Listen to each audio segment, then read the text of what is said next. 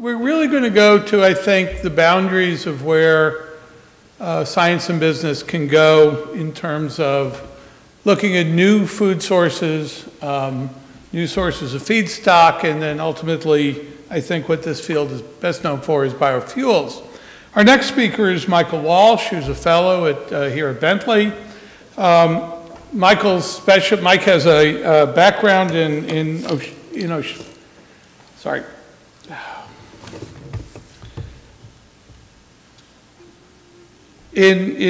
marine chemistry. He has a PhD from Cornell University. And in coming to Bentley, he's been looking at particularly at the issue of using algae as biofuels. This is an industry, as he'll describe, that has tremendous theoretical potential, requires some pretty sophisticated both traditional engineering and technologies as you get into oil, but also it's going to require business models that can compete against very well-established incumbent products and established companies. And with that, I will turn this over to Michael.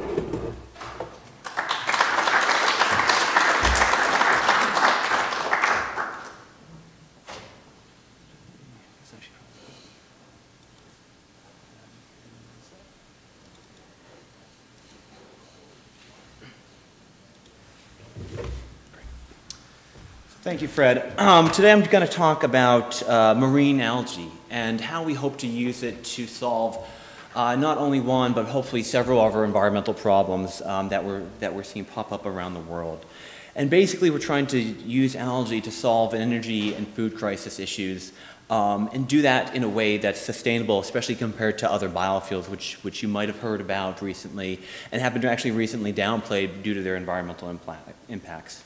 I'd like to first start off actually by acknowledging some of my partners. I know most people typically do that at the end, but what I'm going to be presenting today is actually the summation of work done by researchers at several universities, both here in the United States and abroad, including Cornell, Duke, Hawaii, as well as some universities in Norway up by those fish hatcheries up there.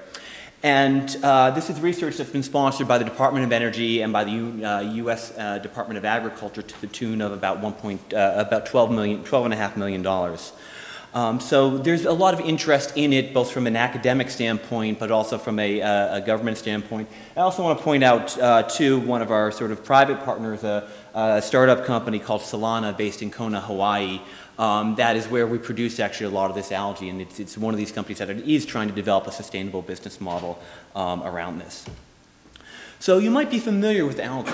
It's basically a ubiquitous organism that is basically in any body of water that has access to sunlight and air. And here I've just shown several species that we're actually looking at to basically remove, to create biofuels from.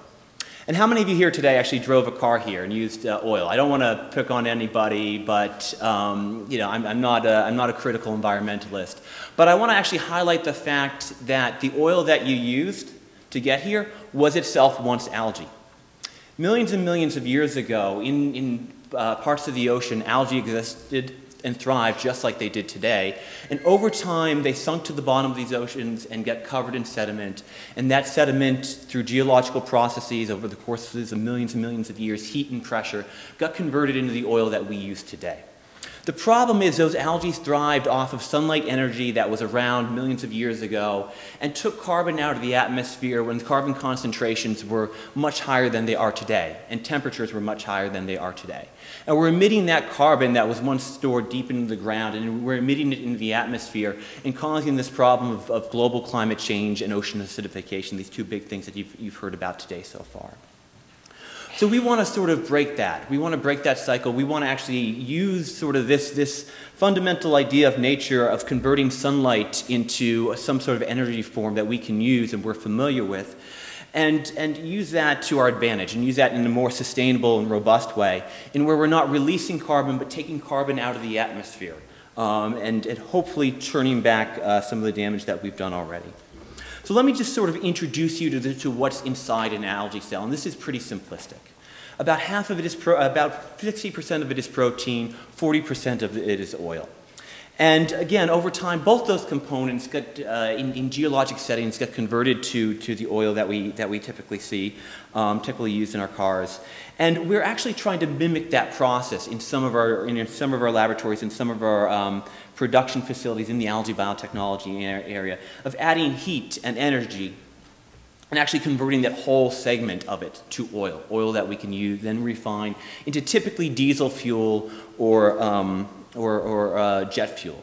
I should mention that this is just one example of probably 20 different pathways that are out there that people are looking at to explore how to basically use these simplistic organisms and use the constituent parts of them to create a sustainable source of fuel. Some people are trying to genetically modify organisms like these, like algae, called cyanobacteria, to actually produce, to be ethanol factories themselves, to be diesel factories themselves.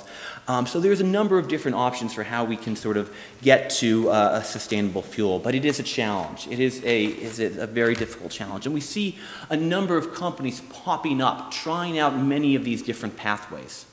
And you might notice a couple familiar faces, especially there at the top. Exxon, Shell, Duke Energy, which is down in the Chesapeake Bay area and the American Southeast, BP, and Reliance Industry, which is a big oil producer in India. And these companies there at the top have actually been responsible for probably $1 billion plus of investment into algae. Now, why are they doing that when they have such high revenues? Who knows? It might be a little bit of greenwashing. They might not be able to figure out what to do with their money. They might actually see real opportunity here. But this is actually one of the questions that we're trying to answer here as well. But in addition, you see a number of new companies pop up. Some of these are actually sort of came out of the biotechnology revolution. They're funded by some of the same venture capital firms that fund some of the biotechs that we have here in Boston and in San Diego, et cetera. And many of these companies are trying to find different ways of finding, to grow algae and extract different products. I should say most of the focus is on fuel, but we're also looking at extracting that protein, trying to find nutraceuticals, healthcare products, use algae to clean up wastewater streams, etc. But again, this idea of using these very simplistic organisms, these single-cell organisms, to try and create economic value. I think there's a lot of opportunity here, but there's certainly a lot of challenge. So the reason why we sort of talk about algae as a biofuel, and as I mentioned, we can talk about biofuels in two distinct classes, typically ethanol on top, diesel fuel on top there, and ethanol on the bottom. And here I've listed in each category different crops, different biofuel crops that are grown around the world, either here in the United States, in the Midwest, or in developing nations, to try and to produce biofuels for a number of different reasons. Sometimes they're more advantageous or more economical in certain locations than traditional conventional fuels. Sometimes there are policy mandates pushing people to go after biofuels. But you can see here that in most of these traditional land-based crops, they have a certain limited production that each acre of crop can yield each year. Now compare that to the algae in each category, or the algae in the biofuel, the diesel fuel, or the cyanobacteria algae in the ethanol category. And you can see that we can actually get an order of magnitude higher production from 1 acre of land than we can get from some of these other crops. And this is important and this is critical, because if you allow me to take a step back for a second, and just talk about biofuels here in the United States and what we've been doing over the last 25 or so years. We've been doing a very good job at growing corn in Iowa right now, which all the presidential candidates are going to. There's a big political question there as well. But we've been doing a very good job at growing corn, and that corn takes sunlight, it removes carbon from the atmosphere. We harvest it, we distill it. We've known how to distill grains into ethanol for 3,000 years. And then we take it to the gas stations and put it into our cars. And the idea behind this is that basically on a balance sheet, when you look at the immediate processes that are associated with the production and combustion of gasoline and corn-based ethanol, is that ethanol, if you look at the immediate usage of it, it's about 50% of the carbon emissions associated with gasoline. And Corn ethanol is not a purely renewable fuel. There's energy that's required, fossil fuels that are needed to actually harvest it, take it to these granaries, take it to these distilleries, and put it in your gas tank. So but it does create on a sort of a balance sheet basis a sort of small decrease in greenhouse gas emissions. Now the problem is what you've just done by substituting your a food crop originally used for animal feed or corn on the cob or on our corn chips or whatever, you've substituted that food crop for a fuel crop. And you've created sort of a competition now, and you've basically passed the buck along. Somebody else is going to come in here and realize that they can now grow corn, maybe in another part of the world, maybe in a different region, corn or some other agricultural crop, to meet the demand that you just sort of let go by, that you just offset it by changing this land that was once used for food now to fuel. So that there needs to be some sort of rebound in the markets to now meet that demand for food that you just displaced. And so what that causes is this indirect land use change impact. In other parts of the world, farmers will then deforest a part of land to grow food that will meet the needs that you just offsetted by switching your food crop to a fuel crop. And this itself has a substantial carbon impact that actually puts corn ethanol as actually a much more dirtier fuel than gasoline. So this is what we want to avoid. We want to avoid this food versus fuel competition that exists with traditional land-based and agricultural-based biofuels. So this is, again, some of the impacts that you can see from this whole process. Just large swaths of the Brazilian rainforest just being cut up and deforested, releasing tons and tons, gigatons of carbon dioxide. So what you've done seemingly by this regulatory action here in the United States called the Renewable Fuel Standard, you've had the intent of trying to limit your carbon footprint, but in fact you've now exacerbated it. You've not only exacerbated it, but you've now brought in all the problems associated with traditional agriculture, including water usage, including overloading of nutrients into our biogeochemical cycles. And that pushes our planetary boundaries even further than we wanted to try to limit it in the beginning. So this is one thing that we're trying to avoid by basically growing a non-food crop, such as algae, with a high yield. I should note, too, that algae is something that we don't need to grow. We can grow it on traditional cropland, but we can grow it on marginal land as well, land that's not typically used for crops. So there is no longer this food versus fuel competition that exists with some of these other traditional terrestrial biofuel crops. So I haven't gotten a chance to go out here yet, but this is that marginal land that I'm talking about. This is Solana and the U.S. Department of Energy's algae test bed in Kona, Hawaii. I got to find a reason to go out there, Fred, if you want to pay for me to do so. I'd love so. But this is what an algae production facility looks like, and you can see these raceway-style ponds in which algae are circulated using these paddle wheels up here. They pump in water from the ocean to basically to allow the algae to grow in it. They are able to engineer the nutrient inputs. So this is an efficient turnaround of efficient usage of your nitrogen and phosphorus, which is such a hard thing to do in terrestrial agricultural systems. So what they then do is let that algae grow for a couple days. It grows very fast, which is why you're able to get the high yields. Harvest it, dry it out, and turn it into a fuel that we need. It's not only done this way, but these slides just show, again, this is actually the Solana facility up here. This is now a ground level view. You'll see the paddle wheel pushing the algae around these ponds. This is a facility from a company called Alginol in Florida where they grow algae in plastic bags. And this is, I think, a plant out in Iowa from a company called Bioprocess Algae where they actually grow it in greenhouses on mats, on rotating mats. And you might notice that this is not traditional agriculture, right? This is very intense. You need to change, you need to build up either structures, lands, add a lot of pipe, make a lot of plastic bags, use a lot of electricity and energy to power these systems around. And so the challenge with algae biofuels right now is you have high capex and high opex costs. in running these systems. And even still, you actually have to put in a lot of energy into these systems, so you don't get a lot of bang for your buck. So you want to make sure that the energy that you use to power these paddle wheels is somewhat clean energy, else you don't get the return on carbon that you would hope to if the energy that you put in wasn't as dirty. So there are a number of challenges that are still still need to be addressed in this field. And this is actually being recognized actually very widely. This is a headline or an article from The Economist just last week, taking a look at biofuels in general with the title Thin Harvest, Investment in Biofuels is Dwindling and Skepticism is Growing. Now, some skepticism has been around for some time. Back in 2010, well, I mentioned back in 2008, Exxon committed about $600 million into this area. They actually pulled out a couple years later with their CEO, Rex Tillerson, saying algae is going to be 25 years away. And even the big synthetic biologist, Craig Venter, said that biofuels themselves are a dead field right now.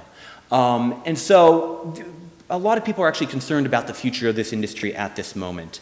And it's really being divided up into these two categories where you have these viable biofuels such as rapeseed, which is canola oil, maize, which is corn ethanol, and soy and palm. They're viable, but they're environmentally destructive. But then on the other hand, you have these sustainable sources of fuel that are much more expensive to produce. And so you have this sort of balance in trying to figure out, well, how best can you get the right technologies to market and ensure minimizing your environmental impacts. And so that's what we're looking at right now, is really trying to understand how can we lessen our carbon footprint and not compete with food crops and limit our land use change, also avoiding stuff like biodiversity loss and conserving nutrient usage and make money. This is a lot to say. It's a lot to think about too.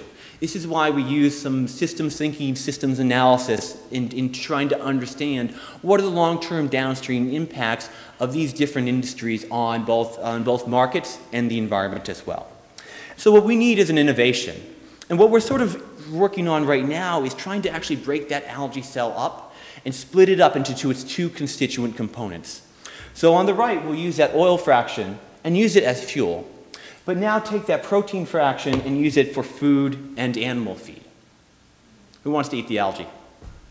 No one wants to raise their hand right now. Okay, that's fine. But this has actually been something that has been in people's minds for a long time. In the 1950s, before the Green Revolution, when Norman Borlaug helped increase the yields of crops around the world, people were starting to be concerned about our ability to produce the right amount of food, the food that we need for our world to thrive. And people started to look at algae and test algae on animals and on human food products. But then once the Green Revolution took off, that took sort of a sidestep, and we forgot about it until now. So this is some work that one of my colleagues has done, examining, or several of my colleagues have done, examining how that protein fraction of algae can be used in certain animal diets. And we fed it to, my colleagues have fed it to chickens that we'll eat for dinner. Not tonight, but that can be eaten for dinner. Chickens that lay eggs, but also some aquacultures as well, such as salmon, carp, and white lake shrimp. And it all actually works pretty well. I mean, this is sort of a fixed sort of picture here, I'll have to admit, of the little chick looking at the diatom, at the algae there. But it actually works. There's still some technical details that we need to work out, but this is something that holds, I think, a lot of promise and a lot of opportunity here.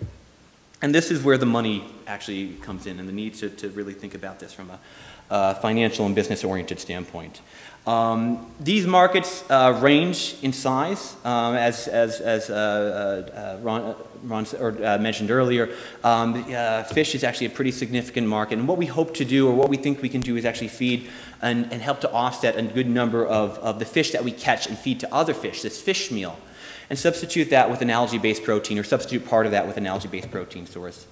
And then what we hope to actually produce, about 800 million tons is what some of our projections are actually modeling in 2050, is basically on par with what we see the current soy and the current corn markets to be. And these are massive multi-billion dollar, hundreds of billions dollar markets, while at the same time meeting approximately 25% of global liquid fuel demand in hopefully a more sustainable fashion.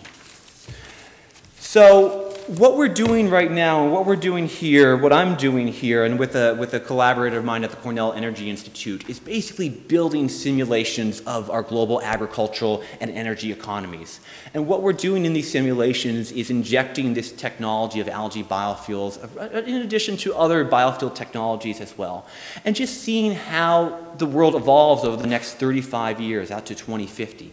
In terms of how certain markets align, how certain land is used. And we're particularly focused on this land use question, on how population, food, and energy drive this transition from forested land to cropland, which is something that drives this deforestation and a significant part of our carbon footprint.